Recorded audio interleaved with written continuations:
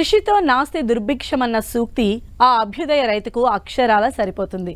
పట్టుదల, కృషి, నమ్మకం ఉంటే పుడమి తల్లి ఆదుకుంటుందని నమ్మి లాభాలను ఆర్జిస్తున్నారు తూర్పుగోదావరి జిల్లాకు చెందిన ఓ కౌలు రైతు. 4 ఎకరాల కొబ్బరి తోటలో కొత్తిమీరను అంతర పంటగా సాగు చేపట్టి లాభాలను ఆర్జిస్తూ తోటి రైతులకు ఆదర్శంగా నిలుస్తున్నారు. మరి సాగు అనుభవాలు ఆయన ద్వారానే తెలుసుకుందాం.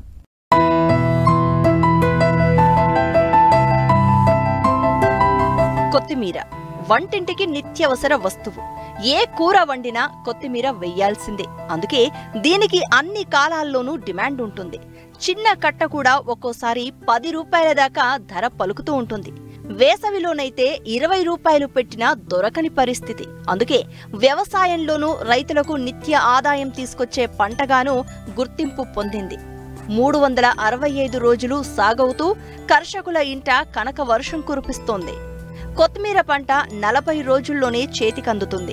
అందుకే ఈ చిన్న ఆకుకూరను సాగు చేయడానికి రైతులు ఎక్కువ ఆసక్తి చూపుతూ ఉంటారు.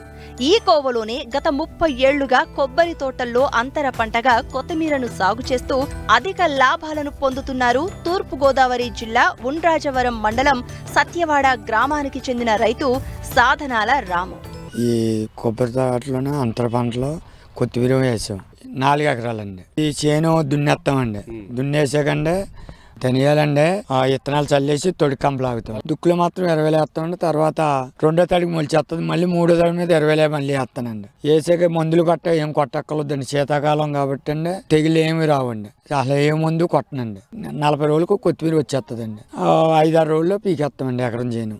ఇది 4 ఎకరాలు చేను అండి. ఇది 4 ఎకరాలు 20 రోజులు పీకమండి. 4-5 20 రోజులు అండి. దుర్గానండి బలరాం అండి ఈ చల్లుతామండి. 20 కేజీలండి. 2 బత్తాలు 20 అండి. అదండి మందులు మాత్రం నేను కొట్టనండి. కొంతమంది కొడతారు కానీ నేను కొట్టను. నాకు ఫస్ట్లోని కొత్తిమీర నేను 5వ తరగతి మానే కొత్తిమీర 5 కేజీలు కొత్తిమీర ఎట్టుకెళ్ళండి వెళ్ళంటే అమ్ముకున్నానండి. ఇంకా దీన్ని వదలలేదండి. నేను 6 నెలలు వ్యాపారం చేస్తానండి. ఉన్న రోజుల్లో వ్యవసాయం చేసుకుంటానండి. అంతే ఎకరానికి 35,000 అండి. అంటే 20,000 పెట్టుబడి అండి.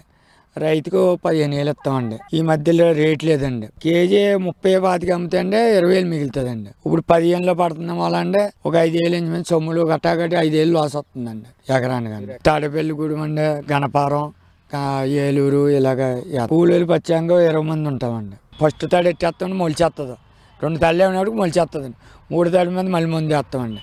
4వ తడికి పీకేస్తామండి పెట్టేసండి. దళాలకు మేమే పంపేస్తామండి. వాళ్ళు ఇక్కడికి రారండి, ఫోన్లు చేస్తారు. వాళ్ళకు ఆటో మీద కట్టానండి పంపేస్తామండి. ఒక 20 సంవత్సరాల నుంచి బాగానే ఉందండి. ఈ సంవత్సరం అండి ఈ సంక్రాంతి వెళ్ళిన నుంచి రేట్ లేదండి. ఒక్కోసారి రేట్ ఉంటుందండి. ఒక్కోసారి 5,000 10,000 లాస్ వస్తుంది కూడా అండి. ఒక్కోసారి 25,000 50,000 మిగులుతుంది కూడా అండి. ఇప్పుడైతే పండుగ వెళ్ళిన కానీ లాస్లోనే వెళ్తుందండి. మన మార్కెట్కి వెళ్ళే కండి ఇది వరకు మళ్ళీ కాదండి. ఇప్పుడు కొనుగోడితే రాజ్యంలాగా ఉందండి. రైతు ఏమి లేదండి. రైతు పరిస్థితి అయితే చాలా దారుణంగా ఉందండి. ఎక్కువ సరుకు ఉందనుకండి నేనేస్తాను అంటారండి. పట్టుకొచ్చేస్తారండి. మార్కెట్ డౌన్ అయిపోద్దండి. అక్టోబర్ మొదలెట్టినండి నవంబర్ స్టార్ట్ అవుతుందండి తీతండి. మళ్ళీ మార్చి ఏప్రిల్ అండి. ఏప్రిల్ నెలాఖరు దాకా ఉంటుందండి. మళ్ళీ అక్కడి నుంచి 6 నెలలు ఉండదండి. ఒక 6 నెలలు ఉంటుందండి శీతాకాలం ఉండాలి. చాలా మంది ఊరి వేస్తారు. నేను ఊరి వేయనండి.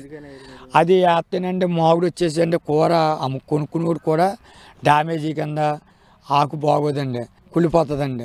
ఇంట్లో పెట్టుకున్నా ఫ్రిడ్జ్లో పెట్టుకున్నా కుళ్ళిపోతుంది. దుర్గా అనేది బాగుండేదండి. ఈ సంవత్సరం ఫస్ట్లో తెచ్చానండి. అది కేలీ లేదండి. ఇప్పుడు వెనకాల వచ్చింది కేలీ వచ్చేస్తుందండి. నేను ఫస్ట్లో తెచ్చిన వల్ల ఇప్పుడు మట్టి నా చేలో కేలీ రాలేదు. ఇప్పుడు వెనకాల కొన్న వాళ్ళు అన్నీ కూడా అండి పూత వచ్చేస్తుందండి. ఆ దుర్గా దాంట్లో కూడా కేలీ కంపెనీ బయట కొనేసండి ఇంకో విత్తనం వేసేసాడండి. అవి కలిపేత్తం మీద పూత వచ్చేసండి. ఈ సంవత్సరం అయితే దారుణంగా ఉందండి. అయితే నేను ముందు కొన్న మాల విత్తనం నా దాంట్లో రాలేదండి. సేంద్రీయ పత్రం కూడా ఉందండి. వాళ్ళు కొట్టక్కర్లేదు కూడా అండి. కొంతమంది ఏదో కొట్టేస్తారండి. వాళ్ళు చలిగాలు ఉన్నని చెప్పి కొట్టక్కర్లేదండి. మే నెల దగ్గరికి వచ్చాకండి పోత మట్టుకి పురుగు కడుతుంది ఉడికండి. అప్పుడు కొడతామండి. ఏప్రిల్ దాకా కూడా ముందు కొట్టక్కర్లేదు కూడా. నేనేంటంటే దీంట్లోనే పుట్టి పెరిగినట్టండి.